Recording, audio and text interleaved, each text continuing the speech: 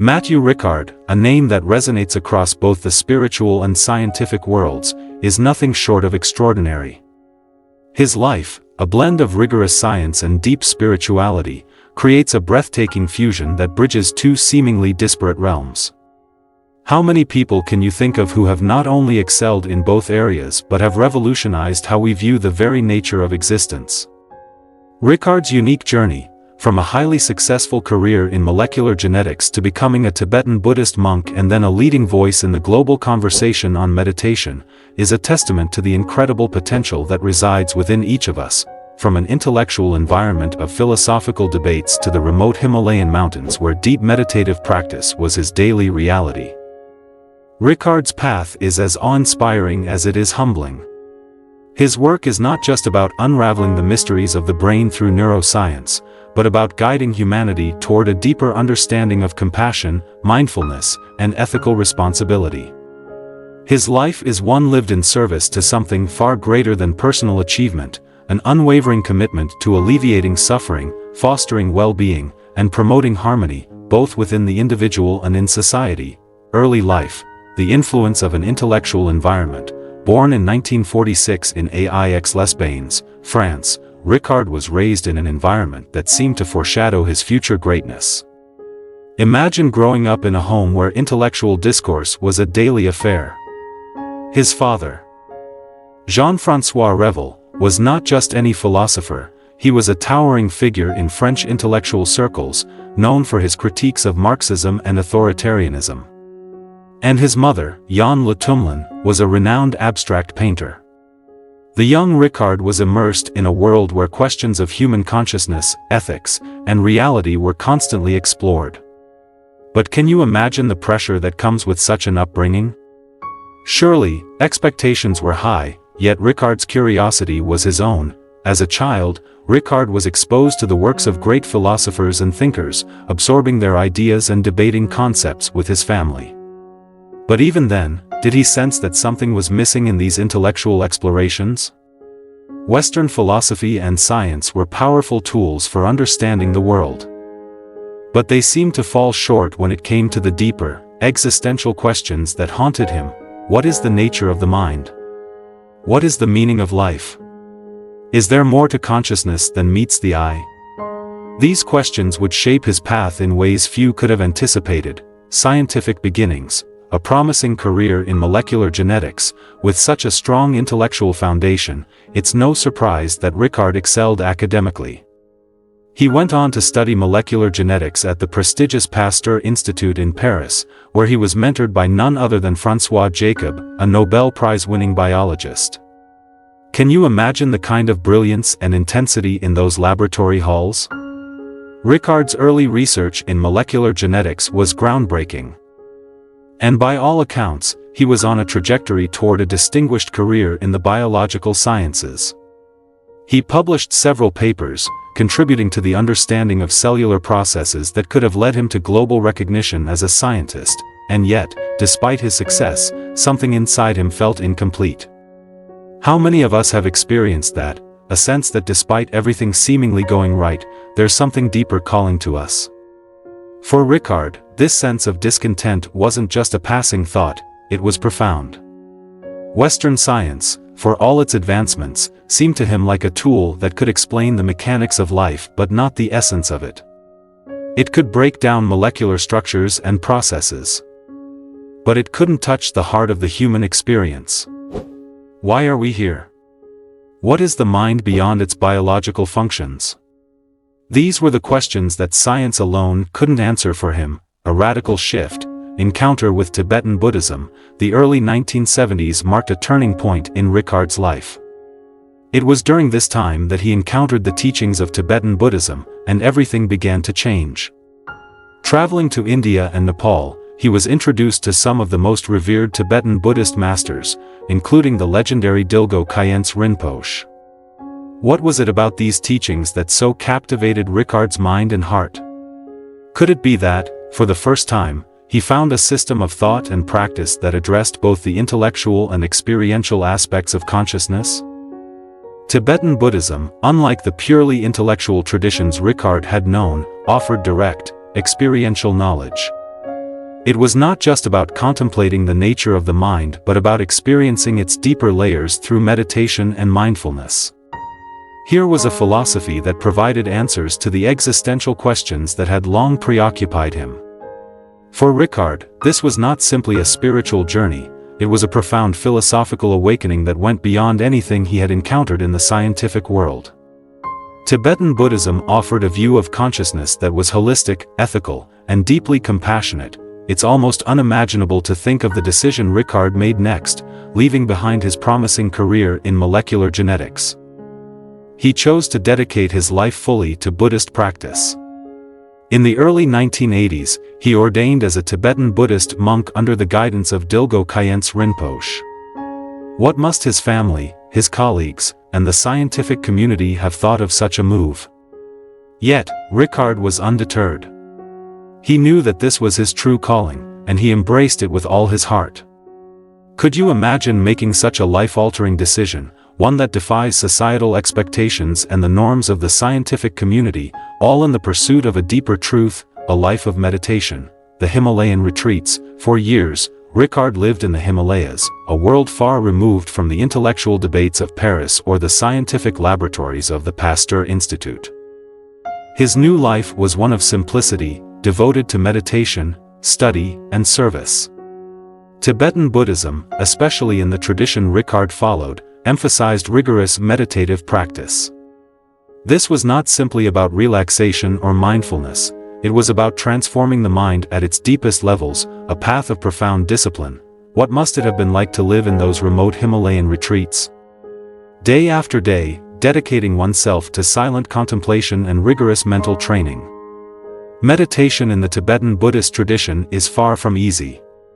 It involves systematically training the mind to see beyond the illusions of ego and self, to cultivate qualities like compassion, wisdom, and equanimity. Rickard's time in the Himalayas allowed him to access deeper states of consciousness and profound realizations about the nature of reality. But it also allowed him to connect with something even more vital, compassion for all living beings. His practice was not just about personal enlightenment but about developing a heart full of compassion and empathy for others, and yet, despite his immersion in this deeply spiritual life, Rickard never entirely left behind his scientific roots. What makes his journey even more unique is his ability to bridge the gap between science and spirituality, bringing the insights of Buddhism into dialogue with Western science. While in the Himalayas, Rickard remained engaged with the scientific community, offering a unique perspective that few others could provide, a perspective grounded both in rigorous scientific methodology and in profound meditative experience. How many people in the world can claim to truly inhabit both these worlds so fully? Scientific exploration of meditation, bridging two worlds. Rickard's unique background eventually led him to collaborate with neuroscientists interested in exploring the effects of meditation on the brain. One of his most famous partnerships was with neuroscientist Richard Davidson at the University of Wisconsin-Madison. Together, they studied the brain activity of long-term meditators, including Rickard himself, using state-of-the-art technology like functional MRI, fMRI, and electroencephalography, EEG. What they discovered was nothing short of astonishing. Have you ever wondered what meditation does to your brain? The studies conducted on Rickard's brain during compassion meditation revealed something truly extraordinary. His brain exhibited unusually high levels of gamma waves, which are linked to learning, attention, memory, and even consciousness itself. These waves were far stronger in Rickard than in the average person, suggesting that long-term meditation can lead to profound, lasting changes in brain function. Isn't that mind-blowing? To think that by simply training our minds, we can actually rewire our brains in ways that enhance our cognitive abilities, emotional regulation, and well-being. Rickard's brain scans during meditation were so remarkable that some researchers began calling him the happiest man in the world. While Rickard himself is quick to downplay this label, how could someone as humble as Rickard ever claim such a title? The scientific data speaks for itself. His brain was doing something extraordinary, something that years of meditation had cultivated. And it wasn't just about happiness in a superficial sense. The meditation practices Rickard engaged in, particularly compassion meditation, cultivated deep emotional resilience and an unwavering sense of well-being that extended far beyond fleeting moments of joy. Neuroplasticity, the brain's capacity for change. One of the most groundbreaking findings from Rickard's work with neuroscientists was the concept of neuroplasticity, the idea that the brain is not fixed but can change and reorganize itself in response to experience. Can you imagine the implications of this? For decades, scientists believed that the adult brain was relatively fixed, that its capacity for change was limited. But the studies on Rickard and other long-term meditators turned this idea on its head. The brain scans revealed increased activity in areas associated with empathy, compassion, and emotional regulation, particularly in the prefrontal cortex and insula. These are the regions responsible for maintaining emotional balance, self-awareness, and social connection, all qualities that are crucial not just for personal happiness but for fostering healthy relationships and communities. And what's even more exciting is that these changes aren't limited to long-term meditators like Rickard. Studies have shown that even short-term meditation practice can lead to measurable changes in brain structure and function. Just a few weeks of regular meditation can increase gray matter density in the hippocampus, involved in memory and learning, and decrease activity in the amygdala, the brain's fear center. The implications of these findings are profound. Could meditation be a key tool in preventing and treating mental health conditions like depression, anxiety, and PTSD? The evidence suggests that it can. Imagine a world where meditation is integrated into mainstream healthcare, where it's used not just as a personal wellness practice but as a powerful tool for mental health and well-being. Rickard's work has laid the foundation for this vision, showing that the mind's potential for transformation is far greater than we ever imagined. Compassion meditation, transforming the world from the inside out. One of the most important contributions Rickard has made to both science and spirituality is his work on compassion meditation.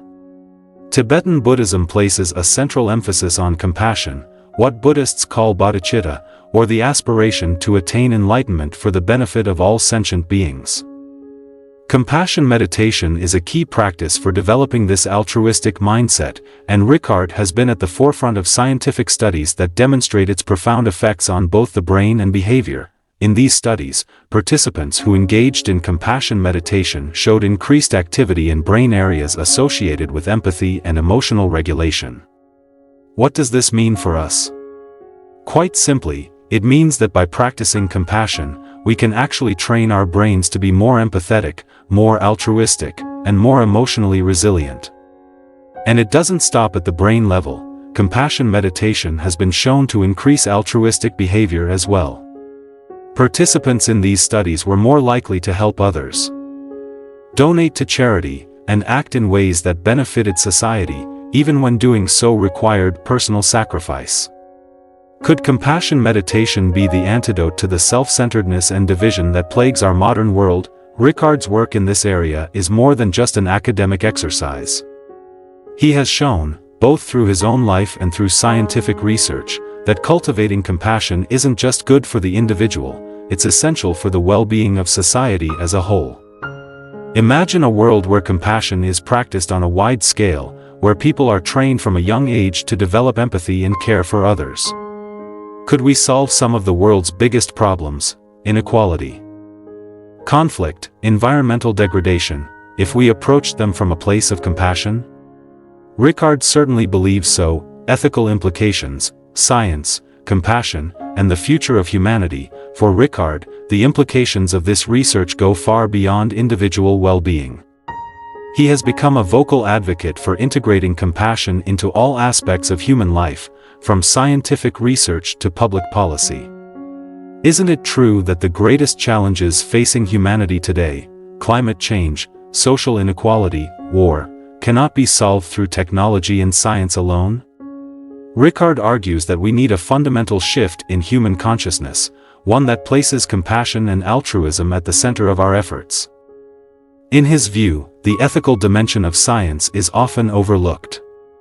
Science, he says, should not just be about knowledge for knowledge's sake, it should serve humanity. And what greater service can there be than alleviating suffering?